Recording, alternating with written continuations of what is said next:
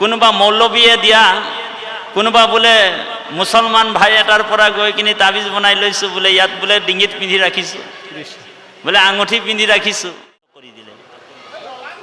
তাৰপিছত তেওঁৰ যিটো পূৰ্বৰ যিটো সংস্কাৰ তেওঁ অনুতপ্ত হৈছে, অনুশোচনা কৰিছে যে মই হেন পাপী জীৱটোকো অন্তিম সময়ত ভগৱন্তৰ নামে যে মোক কৃপা কৰিছে, আৰু সেইটোও মই নিজৰ ল'ৰাটোৰ নামহে কৈছিলোঁ, উচ্চাৰণ কৰিছিলোঁ।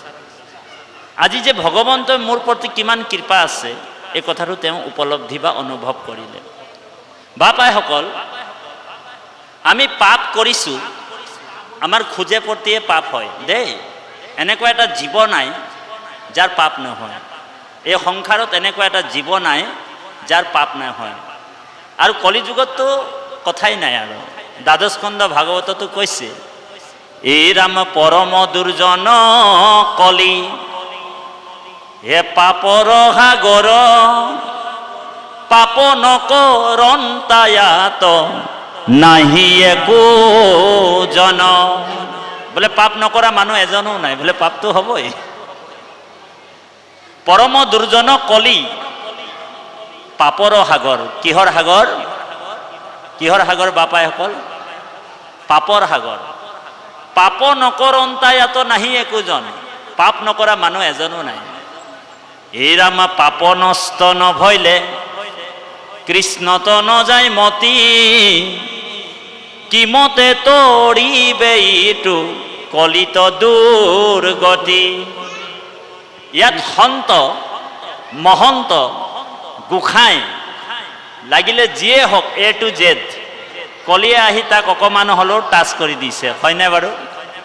অকণমান হ'লেও চুই দিছে নাই বাৰু? ইয়াত সন্ত, মহন্ত, গোসাঁই লাগিলে যি হওক, কলিয়ে আহি তাক অকণমান হ'লেও চুই দিয়ে। তাৰমানে ইয়াৰ পৰা কোনো বাচিব নোৱাৰে, কলিৰ পৰা কোনো বাচিব নোৱাৰে। সেইকাৰণে সাধু সদায় সাৱধান হৈ থাকিব লাগে।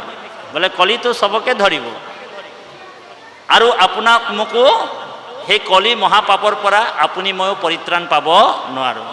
এতিয়া এই অজামিল যে নাৰায়ণ নামটো ল'লে, আৰু এই কলি যুগত যে আমিও নাম লৈ আছোঁ, নাৰায়ণ নামটো এবাৰ অজামিলে লোৱাৰ লগে লগে তেওঁ নিস্তাৰ হৈ গ'ল। অন্তিম সময়ত অন্তকালে চ মামেব স্মৰণাম মুক্তা কলেবৰম, শ্ৰীমদ ভাগৱত গীতাত কৈছে। এতিয়া নাৰায়ণ নামটোত যে মহিমা কিমান, ঈশ্বৰৰ নামত মহিমা কিমান, এই ষষ্ঠ স্কন্ধত গুৰুজনাই ইয়াকে দেখুৱাইছে দে বাপাইসকল। এই যে নাৰায়ণ নামটো ল'লে, মহাপুৰুষ মাধৱদেৱে ঘোষাত লিখিছে যে আমি যে ৰাম নাম, কৃষ্ণ নাম যে ল'ব লাগে, কেনেকৈ ল'ব লাগিব, নাৰায়ণ নামটো কেনেকৈ ল'ব লাগে, এই নামৰ মহিমাটোৰ যোগেদি সমস্ত জগতক দেখুৱাইছে যে নামে মানুহক কি কৰিব পাৰে, নামে সংসাৰ তৰিব পাৰে বুলি কৈছে। নামে নাতাৰিলে জীৱ তৰিবে নোৱাৰে বুলি কৈছে। নামে নাতাৰিলে জীৱই তৰিবও নোৱাৰে বুলি কৈছে। সেইকাৰণে মহাপুৰুষ মাধৱদেৱে ঘোষাত লিখিছে যে ব্যাস নিগদতি লুব্ধমতি, ও শুনিও আনন্দে কৰ্ণপাতি, দেও উপদেশ ঊৰ্ধ্ববাহু উৎস কৰি। দেও উপদেশ ঊৰ্ধ্ববাহু উৎস কৰি। আপোনালোক যোনে নামত আশ্ৰয় লৈছে দেই, সেইসকলে ভয় কেতিয়াও নকৰিব। তেওঁলোকে ঊৰ্ধ্ববাহু কৰি ক'ব পাৰে। মহাপুৰুষ মাধৱদেৱেও ঘোষাত লিখিছে, এহি মানে মাত্ৰ মহামন্ত্ৰ, সংসাৰ দুৰ্ঘোৰ বিঘহাৰী, অ নমো নাৰায়ণ অবুলি হুকমুখ ভৰি। কৃষ্ণ। এ নমো নাৰায়ণ বুলি মুখ ভৰি। এই যে নাৰায়ণ নামটো ললো নাই, তো সংসাৰৰ দুখ হাৰি, সংসাৰৰ বিষ হাৰি কি বোলে নাৰায়ণ নামটো ভগৱানৰ নাম। সেইকাৰণে নাৰায়ণ নাম হৈছে সুপ্ৰিম চল। নামতকৈ আৰু একো বস্তু শ্ৰেষ্ঠ নাই বুলি কৈছে। সেইকাৰণে নামে তপ, নামে জপ, নামে যোগ ধ্যান বুলি কৈছে। নামে পিতা, নামে মাতা, হয়নে প্ৰভু? কোটি তীৰ্থ স্নান বুলি কৈছে। সেইকাৰণে এই যে নামৰ আশ্ৰয় যে আপুনি মই ল'লোঁ, মহাপুৰুষ শংকৰদেৱৰ গুৰুজনাৰ ধৰ্ম এক শৰণ হৰিৰ নাম ধৰ্ম। মহাপুৰুষ মাধৱদেৱে ভটিমাত লিখিছে, কি বুলি ক'লে? যে এক শৰণ হৰিৰ নাম ধৰ্ম, ৰাজা কৰোঁ পৰকাশ। মই যিটো ধৰ্ম প্ৰচাৰ কৰিছে, গুৰুজনাই যিটো ধৰ্ম প্ৰচাৰ কৰিছে, সেই ধৰ্মটো হৈছে এক শৰণ হৰিৰ নাম ধৰ্ম, হয়নে বাৰু? ভকতি ভাণ্ডাৰ দ্বাৰা হ'ব চুৰি, মুকুতি কৈলি উদাস। এক শৰণ হৰিৰ নাম ধৰ্ম, ৰাজা কৰোঁ কৰোঁ পৰকাশ। আজি ৰজা ধৰ্মটো আপুনি মই লৈ আছো। কিহৰ ধৰ্ম? এই নাম ধৰ্মটো হৈছে ৰজাৰ ধৰ্ম।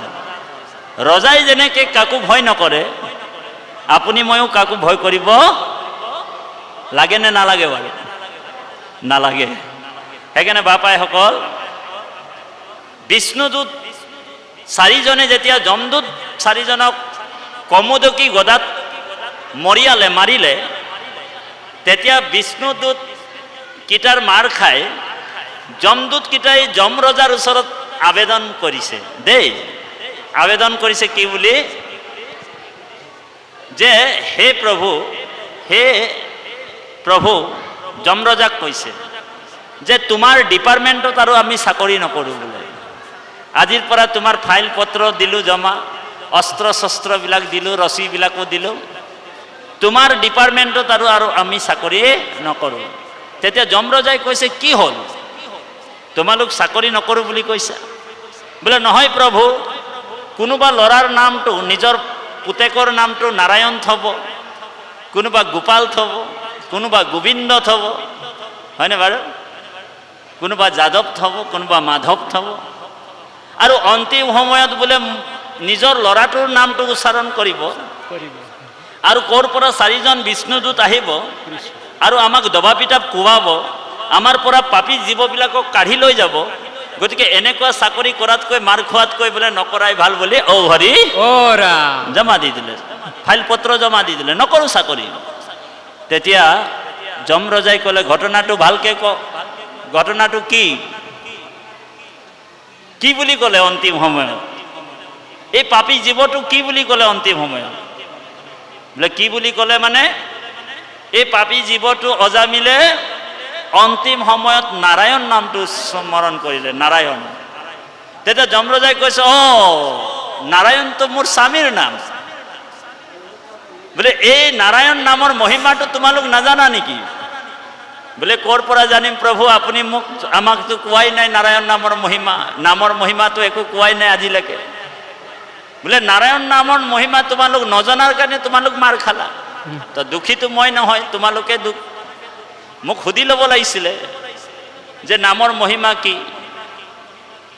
সেইকাৰণে তোমালোক আজি বিষ্ণুদূতৰ হাতত তোমালোক মাৰ খাই আহিছা।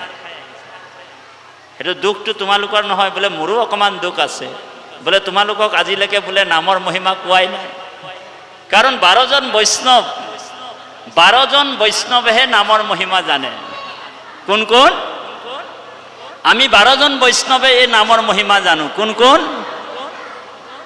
বোলে ব্ৰহ্মা মনোহৰ,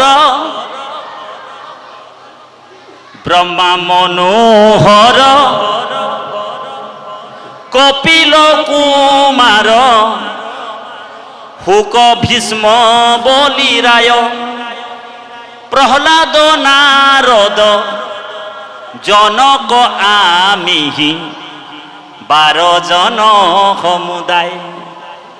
হৰিৰ নামৰ গৈপ মহিমাক, জানি আছো শুদ্ধ ভাৱে, যাক আচৰিলে থাৱতে বহিয়া, দুৰ্লভ মুকুতি পাৱে।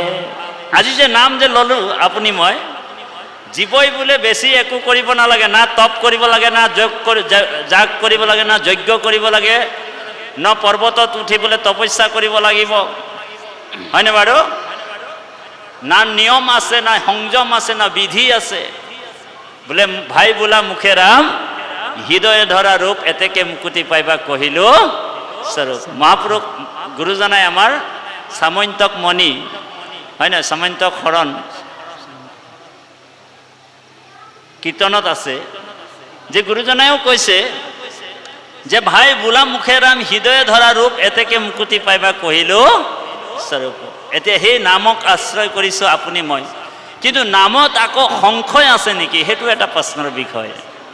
বহুত মানুহৰ নামতো সংশয় থাকে যে আজি আমাক নাম লৈছোঁ আমি, নামে জানো আমাক তৰাব?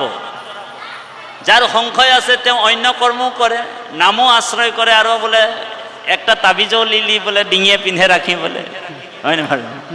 বহুতে ওটাও ভাবে থাকে দেই, মই অকণমান আদিবাসী ভাষাটো কম, বেয়া পাব নেকি আপোনাৰ? কৃষ্ণ। বোলে নামো লৈছে, লগতে আঙঠি এটাও পিন্ধি থাকোঁ, হয় নে বাৰু? যে কেনেবাকৈ বোলে তাবিজটোৱে আঙঠিটোৱে বোলে আমাক তৰাব পাৰে নেকি, বোলে নামটো লৈছোঁ, শ্ৰীমন্ত শংকৰদেৱ সংঘটো সোমাইছোঁ, হয়নে বাৰু? কিন্তু নামত সুদৃঢ় বিশ্বাসটো আমাৰ আছেনে বাপাইসকল? বোলে নাই। সেইকাৰণে আমি কি কৰিলোঁ, কঁকালতো কোনো নাই, কেউ নাই দেখছে বোলে কয় তাবিজ একটা কঁকালও পিন্ধে ৰাখেছে। কিন্তু ৰাম কৃষ্ণ নামটো আমাক অভেদ কবচ হিচাপে পিন্ধিবলৈ কৈছে বাপাইসকল। মহাপুৰুষ মাধৱদেৱে ঘোষাত কৈছে, হে ৰাম কৃষ্ণ নাম এ অভেদ কবচ, সদায় যিটো জন পিন্ধয়, এ তিনি গুণ বিতিশয়, এ অস্ত্ৰৰ প্ৰহাৰে, এ তাকো আৰ নিবিন্ধয়। এতিয়া আমাক কি অস্ত্ৰ মানে কি মানে তাবিজ পিন্ধিবলৈ কৈছে? আমাক ৰামকৃষ্ণ নামৰ তাবিজ পিন্ধিবলৈ কৈছে। কিন্তু যদি আমি ৰামকৃষ্ণ নামৰ তাবিজটো নিপিন্ধি যদি আমি এই সংসাৰী তাবিজ এটা যদি পিন্ধি লওঁ, কোনোবা মৌলবীয়ে দিয়া, কোনোবা বোলে মুছলমান ভাই এটাৰ পৰা গৈ কিনি তাবিজ বনাই লৈছোঁ, বোলে ইয়াত বোলে ডিঙিত পিন্ধি ৰাখিছোঁ, বোলে আঙুঠি পিন্ধি ৰাখিছোঁ, তেনেহ'লে আমাক নামে কিন্তু তৰাব পাৰিবনে বাপাইসকল? নোৱাৰে। সেইকাৰণে বাহিৰে ভিতৰে উচ্চ কণ্ঠৰে প্ৰেম ভাৱেৰে আমি নাম ল'ব লাগিব দেই। নামটো কুভাষে লওক, দুৰ্ভাষে লওক, লাগিলে যিয়ে ভাৱেৰে লওক, নামে নামৰ কাম কৰে বুলি কৈছে, হয়নে বাৰু? সেইকাৰণে আমি নামৰ আশ্ৰয় ল'ব লাগিব সুদৃঢ় বিশ্বাসে। আজি অজামিল নিজৰ পুত্ৰক নাম মাতি কিনি তৰিলে, আপুনি ময়ো তৰিব লাগিব, হয়নে বাৰু? অজামিলে যেনেকৈ তৰিছে নাম লৈ আমিও তৰিব লাগিব। অকণমান পাঠ যাওঁ। কৃষ্ণ।